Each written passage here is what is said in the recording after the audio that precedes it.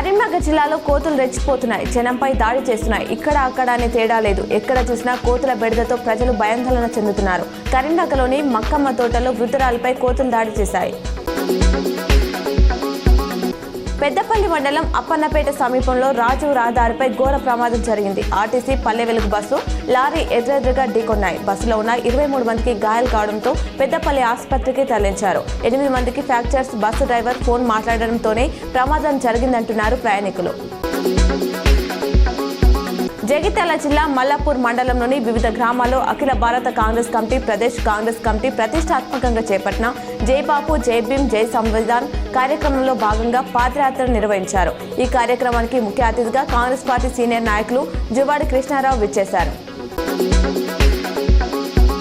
ప్రపంచానికి శాంతి సందేశాన్ని ఇస్తూ జీసస్ చేసిన మహాత్యాగాన్ని ప్రతీకగా గుడ్ ఫ్రైడే జరుపుకుంటున్నామని, మానవాళి కోసం యేసుక్రీస్తు చేసిన త్యాగాన్ని స్మరించుకుందామని మంత్రి పొన్నం ప్రభాకర్ తెలిపారు. మహిళా హక్కుల పరిరక్షణ సాధనే లక్ష్యంగా అంబేద్కర్ పూలే ఆశయాల సాధన దిశగా 5వ తెలంగాణ రాష్ట్ర కమిటీ ఆధ్వర్యంలో బస్సు యాత్ర సాగుతుందని రాష్ట్ర ప్రధాన కార్యదర్శి మల్లు లక్ష్మి అన్నారు.